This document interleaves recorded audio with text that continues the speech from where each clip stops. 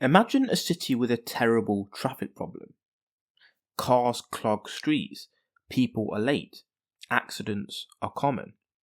So the government creates a new department, a task force to solve traffic congestion.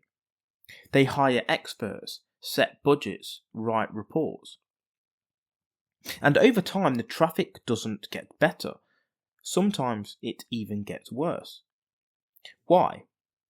Because the very institution designed to solve the problem now has an incentive to preserve the problem. This is the Shirky Principle. Institutions will preserve the problems they are meant to solve. Although it's uncomfortable, it's everywhere. Clay Shirky, a thinker and writer on technology and society, observed that organisations, whether governments, corporations or non-profits, often grow around a problem. The logic is simple. Problems justify funding. Problems justify jobs. Problems justify power. If the problem disappears, the institution may shrink, lose relevance, or disappear altogether. So the incentive becomes maintaining the problem, consciously or unconsciously. It's not necessarily malicious, often it's structural. The institution's survival depends on the problem persisting. So let's dig into the world around us. And this is where it can get uncomfortable, because the Shirky Principle isn't some abstract theory. It's alive, humming quietly in every system we rely on. So what about in healthcare and pharmaceuticals? So imagine a pharmaceutical company that spends billions on developing treatments. These treatments are effective, but they're not cures. Not because they can't cure the disease, but because curing it eliminates the ongoing patients, the people who justify revenue, research budgets and shareholder returns. Now imagine a hospital, the insurance company, the clinic, all tied into the same system. Every test, procedure and referral ensures the machinery keeps spinning. So ask yourself, if true cures threaten the system, are we really incentivized to find them? Or does the structure reward ongoing management, constant treatment, and perpetual problems? It's a provocative thought experiment. What if the system's success is measured not by the lives healed, but by the problems kept alive? What about in education? You walk through a public school. You'll see layered policies, testing schedules, committees, curriculum reforms. Teachers spend more time managing paperwork than teaching. Principals write reports for boards. Administrators enforce compliance. And step back and you realise something unsettling. The system often focuses more on managing failure than eliminating it. If every student succeeded perfectly, the administrative machinery would shrink. Reports, committees, rules, they wouldn't be necessary. So what does the institution actually want?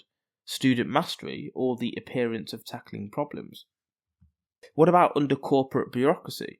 In a large corporation, departments are created to solve inefficiency.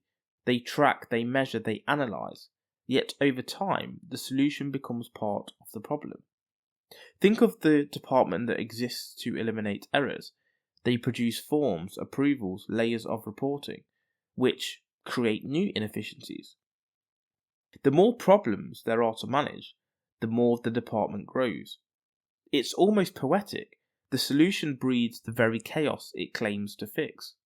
So imagine a world where the very act of solving multiplies the issue. This is not just bureaucracy. What about technology and social media? Social media platforms launch algorithms to reduce misinformation, harassment, and harmful content. Sounds good, right? Except every new solution spawns new problems. False reporting, shadow bans, appeals, angry users, technical loopholes. Each new feature, moderation, guideline, or AI tool ensures more work, more complaints, more engagement. The platforms thrive not on a peaceful, truthful environment, but on the constant churn of problems. Engagement, controversy, conflict, it's the fuel that keeps the engine alive. So ask yourself, if the problem disappeared, would the institution ever survive? And then what about society at large? Imagine you lived in a world where every institution disappeared the moment the problem was solved. Hospitals, courts, governments, corporations, gone the second they fixed the issue. Wouldn't society feel, unstable? And yet, isn't that exactly the tension the Shirky Principle exposes? The very systems designed to protect us often preserve the very pain they exist to fix. It's a question that goes beyond institutions. It's a mirror of human nature. We are also creatures who protect our roles, our authority, our comfort, sometimes at the cost of real solutions. And here's the uncomfortable truth. Institutions are extensions of human incentives. When we create systems to solve problems, we often fail to align individual incentives with true outcomes. People get promoted for managing the problem, not eliminating it. Leaders get rewarded for maintaining visibility, not efficiency. Systems grow complex not to fix, but to justify their own existence. It's a structural reflection of human behaviour. We protect our status, roles and influence. And when you zoom out, you realise society's biggest frustrations are often baked into the institutions themselves. So, how can we learn and apply this? Well, the Shirky Principle doesn't mean all institutions are bad. It means we must be conscious about the incentives we create. For leaders, ask yourself, does this department, process or policy exist to solve the problem or to maintain it? For individuals, don't blindly follow rules. Understand the why behind procedures. For society, look for ways to decouple institutional survival from problem persistence. In personal life, the same applies. Habits, routines, and even relationships sometimes preserve the problem instead of resolving it. Recognise where you're unconsciously doing the same. So, the Shirky Principle asks, are we really solving problems, or are we just keeping them alive, to keep ourselves alive? And the answer is uncomfortable, but powerful, because once you see the structures, the incentives, the systems preserving the very thing you hate, you can start designing your own life, team, or organisation differently. You can stop feeding problems. You can break cycles. You can act intentionally. And that's where real transformation begins. This episode was sponsored by Strong Coffee Company, protein-packed coffee for energy and clarity. Use code Vancrux1 for 20% off at strongcoffeecompany.com. And then there's more labs, clinically proven hydration and recovery drinks. Use code Vancrux1 for 25% off at morelabs.com.